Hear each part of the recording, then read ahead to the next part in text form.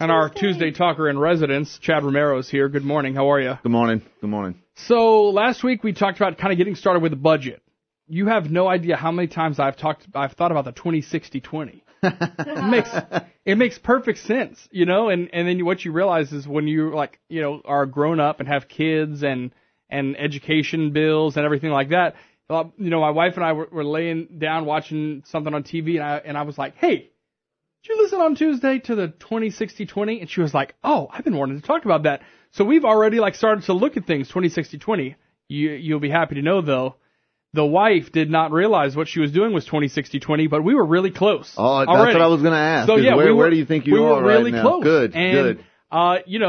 I think maybe we were allowing ourselves a little bit too much fun money. But, we were close. So anyway, good. So we're going to move on today. We want to talk about investing and retirement planning. And I think if you're someone like me and you've worked a lot of places that had 401k programs, you're doing it that way.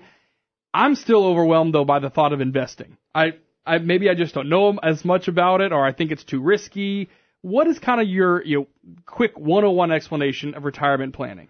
And we'll get more into investing. Right. So all retirement planning is a simple written plan that guides you on how much money to save for the long term, for your specific long-term retirement goal. And there's quite a few factors and variables that play into that. And those are time until you retire, your projected rates of return, risk tolerance, obviously taxes, Social Security, inflation, and then now one of the big ones that we're talking about is longevity. People are living a lot longer, and we're running these retirement projections out to age 100 sometimes. Wow, because, you start to think, it probably wasn't until pretty recently you would figure 15 years. Right. I mean, live to be 80. Right. If you retire at 65. Right. That's extended a lot lately. And now, people just keep on kicking. That's right. All right. They just keep kicking. So, what's really the best things to do? Because, yes, there are 401ks, but there are stocks, there are bonds, there are people who invest in real estate as well. I would think the real estate one, though, does take a lot of maintenance. You still have to be able to be a little bit involved, especially if it's like rental property. Right. Where would you start with that? So, we really don't focus on where. I kind of don't care where you put your money. The biggest thing is, the single most important thing to be successful for retirement is behavior. That's the thing that we see the most.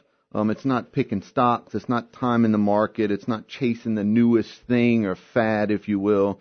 Behavior is the only thing that we can control. I see so many people spending precious time and energy on picking things that will very likely not even help them in the long run. Yeah. So it's people reacting to specific situations in the market, plummets, sticking to the plan, et cetera, et cetera. Just because you're kind of in it for the long run. That's right. Sort of situation. Okay. That's right. So, that's kind of the benefit of having someone kind of like you, is you've seen this. I tell Bernie all the time, I like to buy a car from someone who acts like it's not the first car they ever sold. Right. Go to a doctor who acts like it's not the first time someone's had a high blood pressure reading.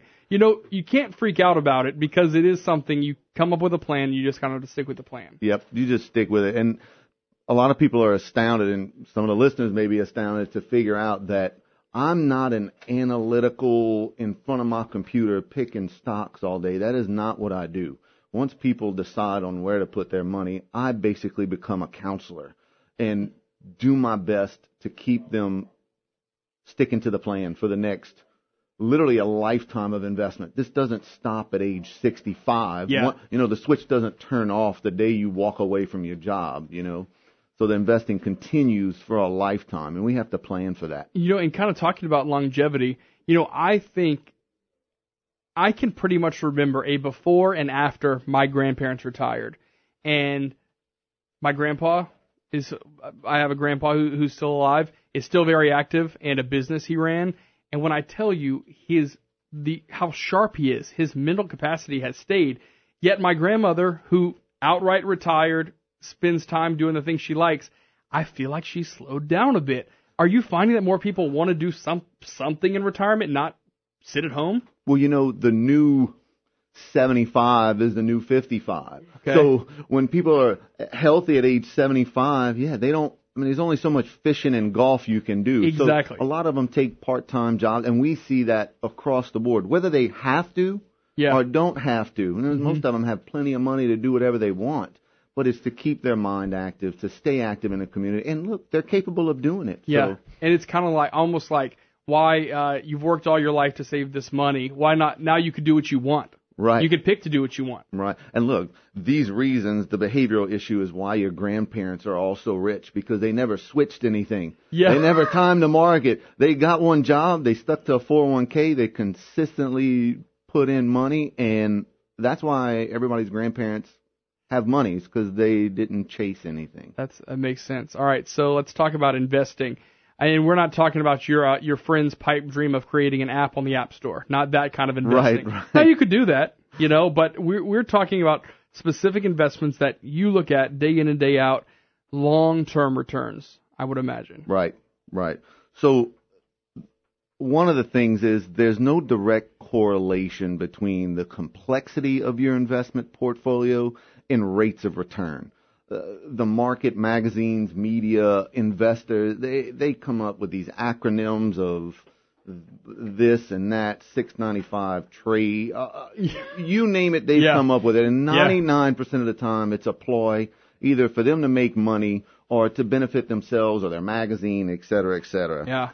Yeah. So that's where we usually try to take the confusion out of for this average investor, if you will. It's kind of probably never too early to decide when you think you want to retire. Is it going to be 60? Is it going to be 65 most commonly? Is it going to be 70 and beyond? That's something you could help people with. That is always a moving target. Anybody that says even 5 to 10 years out, anybody that says, I want to retire on this day, especially for a 30 to 40s, even into the early 50s, that is going to be a moving target throughout your career. Mm-hmm. And once again, why we review the plan and get together a few times a year to see where you're at. Keep looking at it. Yep. Obviously, you need to see how much you're going to want. I would say probably best case scenario, maybe once you retire, you don't have a house note anymore. That's added monthly income. Is that even a reality, though, for people? Today it still is. I don't know about my generation or the one after. We're seeing a lot more rentals, but I think the traditional family's still around, and people want the ownership, and hopefully, they can buy it in their 40s and maybe pay it off a little early, at least in their 70s. Like I said, the new 75 is the new 55. So it's paying your mortgage till 70 is not a big deal anymore. So it ultimately comes down to what I think of all this stuff that you're saying is contributions. You're not going to be able to just sit back, not make plans right now, and have a prosperous retirement. The option to, if you do want to completely stop working. Look, my dad is staring down the barrel of retirement in the next couple of years, and I really think he's going to be one that says, I might eventually do something again, but I've had enough. Like, I'm in my business, I've just had enough. I'm ready to be done with it. You really need to be contributing this whole time, though, towards something. Whether it's an IRA or a 401k or something. Right. We don't care. 401k, IRA, tax. There's trust me, a bunch of people that'll get a lot more in depth with that. We don't do that. So we basically stick to the simple plan. Have an idea of when you want to retire. Take the best educated guess of when. Know your tolerance for risk. Diversify and make meaningful and manageable systematic contributions, and then review it regularly. That's the formula. Nothing else. Our Tuesday talker, Chad Romero, great information as always. You'll be back next Tuesday, same time. We'll continue with tips like this. Chad Romero, appreciate your time this morning. Thank you very much. See you next week. All right, it's 7:53 now at News Talk 96.5 KPEL.